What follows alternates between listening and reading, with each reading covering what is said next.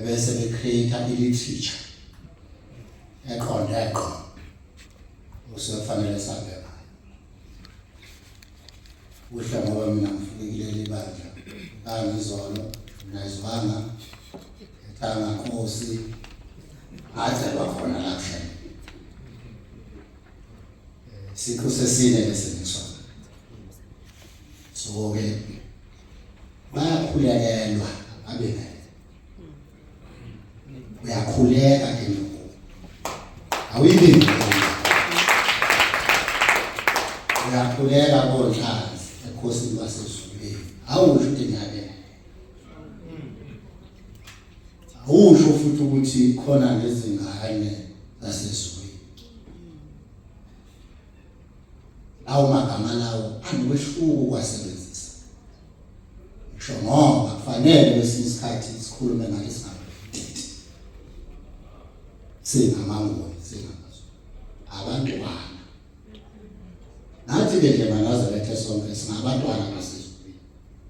Thina yasizelika sizela abantwana basezulwini ngoba singabasezulwini. Angizwanga kahle bese nishayela ngakho noma kuthiwa singamaKristiyanikazi imibuzo ukuthi yibona lo ayilokho nje ngisho. Ngiyakhuleka ke enkulu yakithi kwaZulu. Ngifika nje ngangithwa umntwana wa-interview lapha kwabonani. Khulekile ngathi mageba ngimthathanga ngokuthi semsebenzi. Ngiyakhuleka kodlanzi. Ngiyapulazi uHlanzi uhlalo wale board. I was so shocked. Futhi Hlanzi ihlala isihlala nawe xoxe izinto ezima la. Akazi usho ukuthi uhlala ngapha. Yabona qanone ethipha lakho. Nikuveze obala into enhle. Sengiyabingelela bagcotshwa bonke qale bafundisi abangekho abavangeli abakhona lapha nabashumeli. Lento lona kumbheka phansi into engiyifunayo la. Into masuyifuna usukuyipodium ngayibona ukuthi iyaduka. Ungabusayithola. Wena ngifuna i-guest speaker. Manje guest speaker kufanele ufunde exactly lokho okade kulungisele ukuthi ufunda. Uzomahambe eceleni. Bese umosuzwa kusasa usazi ukuthini. Thatha i-stage flight. Sasekukhuluma izinto ongeke uyikhulume ukuba ubuhlelekile ukuthi uzothini. Ikakhulukazi ngoba kuthiwa live. Osomabhizinisi yilo lonke uhlobo labantu ababizwe namhlanje. Inhlazo ebandla zonke kade ibanga lapha sengibingelela.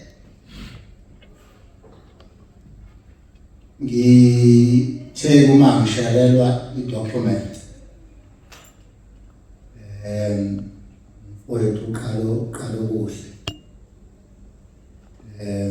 qale sabanga lento ukuthi ngisho kwashalethe lento elokho iphinda cha uziqonde kahle uzokhuluma wena ngoba kwashalethe lisekane ehlobo ngizothi hayi uyakwazi ukukhuluma asebechama mina inhloboshalethe lisekane ehlobo ebulawa endle yavuka eceleni yabulawa eceleni yavuka ezaleni yaphela isishebe etafuleni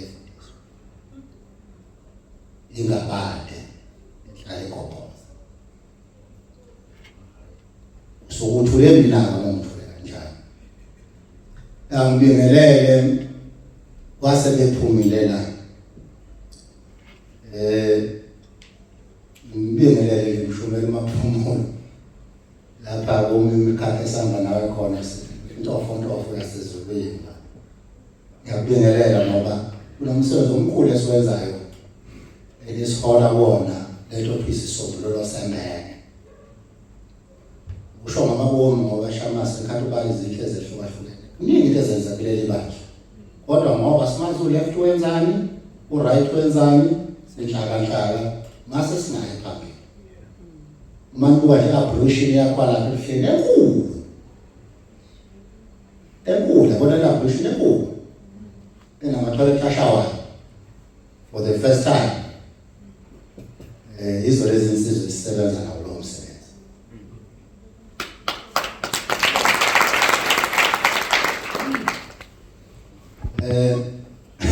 Ngobe ngithethisile uma ngifika lapho mfowethu. Ukubeka eceleni kancane ukuthi umshumayeli.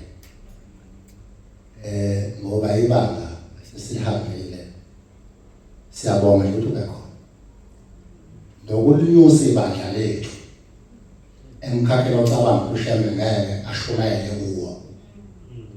Angiyakhumbula ilanga ezulu begxela isikhipi sisa stadium la Kings Park ngiyakhumbula ushembe yapha saya thina kodwa uyazi stadium indawo zabantu abangalungile abantu abangamazi uNkulunkulu bakwethu bafuna ukumphina uNkulunkulu ukuthi uthini uNkulunkulu manje.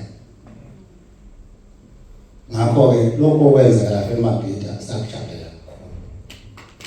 Sibonga isibili bayohlaselana abanye abantu ngoba umuntu osebenzela kahle unyazi noluthandayo vele kumele ahlaselwe. Abantu izitha kaJehova ziyovela wena. Ubani-ke wena ongazokuhlasela nemali?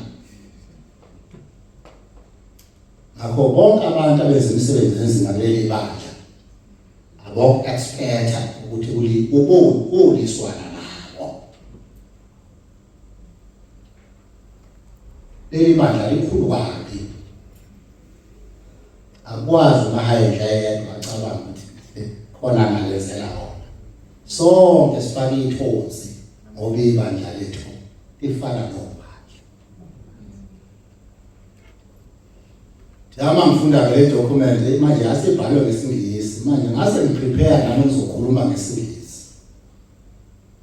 So ngiyongixolela ke manje it is with deep humility and profound gratitude that I stand before you today at the official launch of Sinethema Foundation, a noble and timely initiative conceived not merely as an organization, but as a spiritual and moral calling rooted in the imperatives of Ubuntu, human solidarity, and divine compassion.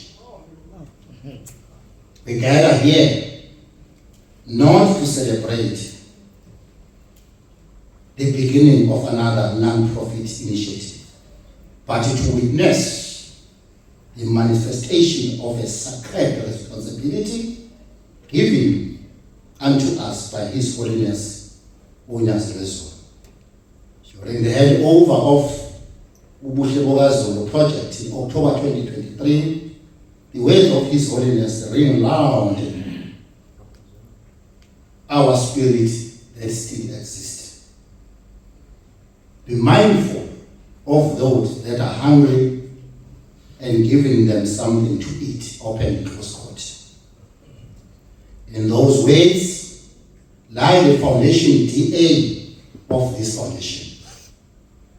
From that divine instruction or divine mandate, the Sinethema Foundation was born not as a mere response to restore hope, but as a structured and dignified vehicle to restore hope where it has been eroded, to rebuild lives that have been broken, and to ignite change where despair has taken off.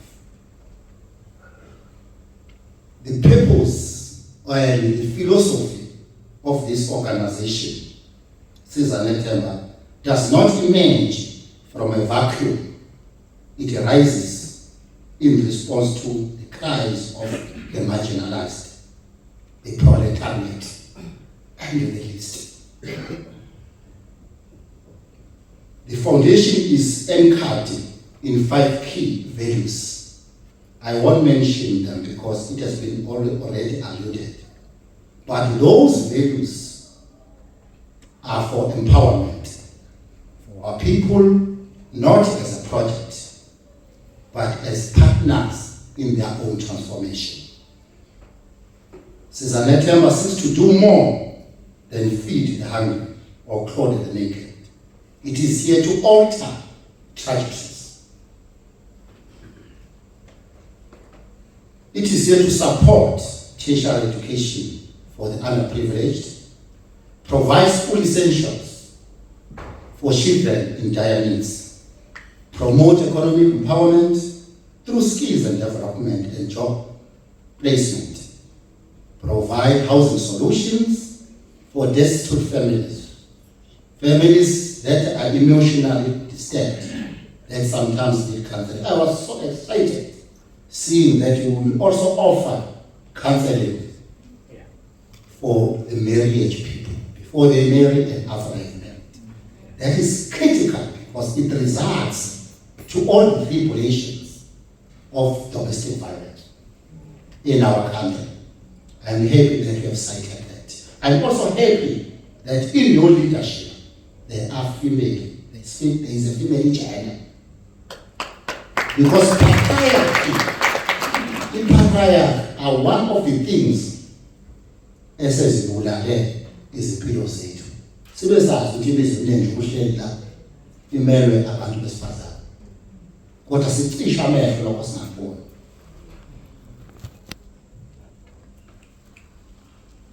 In a time where social fabric of our nation is torn by poverty, violence, unemployment, and inequality, Sizana Themba stands as a moral lighthouse, reminding us that the wealth of nation is not in its GDP, but in how it treats its most vulnerable.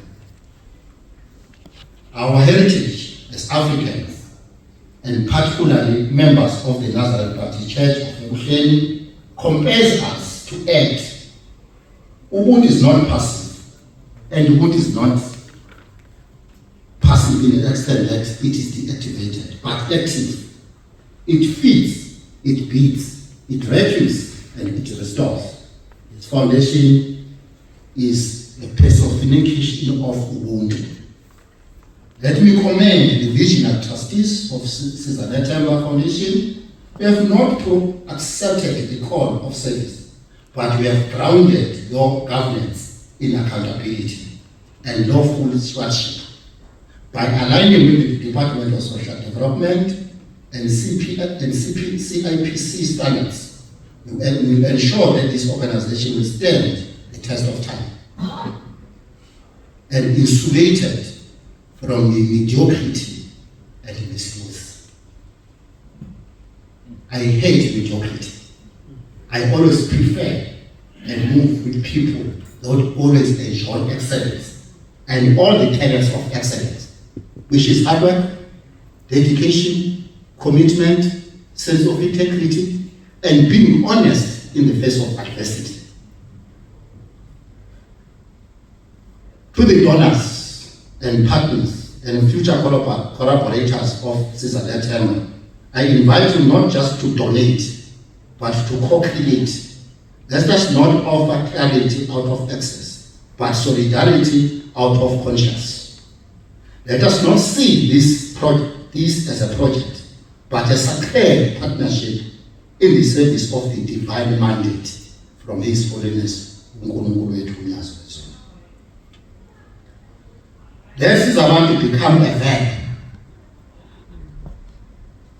Let it mean rescue, rebuild, restore, and rise. As a scholar have mentioned, I close with these words before I move towards my own language. Open quote. A foundation built on faith, ethics, and Ubuntu will not stand. It will shelter generations to come. Close quote. Congratulations to the leadership of Sizana Themba. May your impact echo villages, cities, and hearts throughout the nation. Amafuphi ngibeke ukuthi lo msebenzi omkhulu kangaka mawube nezichumo, mawube neziqhamo, mawume uqine, mawume uqonde, bathi umsebenzi onjengalo ufuna amadoda afake imncedo, ifuna omama ababopha ifokiya, ifuna amakhosazana emintsha, ufuna abantu abafragile. Umsebenzi onjengalo awufuna ama-jellyfish. If a jellyfish would move out of leadership, leadership is not for people who are like jellyfish. Uma uyi-leader uyaqonda ukuthi ngo uma uyi-leader uyakholela entweni okholela kuyona no matter what it takes. Uyayi-leader. Uma uyi-leader uno-fragile, you've got i-backbone. I-backbone yakho inama-vertebral columns that are strong. Uma uyi-leader unobuchopho. Ubuchopho mabusebenze. Onke ama-skills obuchopho mabusebenze. Uthalamus makasebenze. Ube no-hypothalamus. Ucerebral akasebenze ngelo-cerebral. Akabasha ulono unodulo oblongata. Those are the spheres of ubuchopho. But uma uyi-leader, wazi ukuthi uba yi-leader, uyalala uvuke yi-leader, phume kwi-leadership, awuloniliwe. Leli bandla lethu lifuna image, qhubeka image ama-leader azolimela kule lizwe, azolimela noma kuthiwani. Abantu abazobemshela abangeke bacethesha konjani. Alingafuna bacethesha. Move out of leadership uma ufuna ukucethesa ngoshayela. Ufuna uthando ngoshayela. Ufuna ukukhuluma kahle uzizitha kaShembe singamgquguzeli. Uma singamgquguzeli izitha kaShembe ufuna igquguzele bani? Uma ngeke umfele uShembe ufuna ukufela bani? Uzawubeka kabani izulu kaMahaya? Akanalo izulu Mahaya. Ngisho ungathanda kanjani uMahaya thana? Akanalo izulu uMahaya. Izulu kaShembe alikho fukeleni. Ngakho kufanele ngisiza iqembu leStrong. Ninikwe akudalela unikile ubaba thalali lo msebenzi. Akudinge interpretation. Akudinge analysis. Ninikwe lo msebenzi. Wasezulwini wenzeni engathi khona umuntu onikhombe ngesibhamu. Niwenze ngathi uzofa namhlanje usasubele ngeshela ukuthi awuwenzanga namhlanje. But manina you choose in their lives to sit in the shoulder of a dwarf. You will enjoy dwarfism and become a defensive dwarf. You can even kill because you're a dwarf. Abantu amandla bafuna nokulala ngoba uyi-dwarf. Akaphethe lutho la. Ufuna simsabe ukuthi uyabulala. Ngoba akaphethe lutho la. Ezomhlonipha abantu abakuhlonipheli ukuthi usesikhundleni. Bahloniphela ukwazi abantu. I don't care how much you know. Until I know how much you care for me. No, ngaba nolwazi, kodwa noma bahlonipha abantu. Ngeke abantu bazibakile inhlonipho. Ngoba uhambela phezulu, uphamkwasi, uphakeme ngoba unolwazi kuthini. Ave ngithanda ibandla lethu. Sinabantu abahamba. Abantu noma besekudlele phezulu, kodwa bangahlala kusizingane nje zonyaka. Basihlale ukuthi sithini. Basinike indlebe. Inhlanhla basebandleni njengaleyo. Ilanga lase-Afrika liyophuma bethanda bemathanda. Yini-ke enizozenza be-inferior.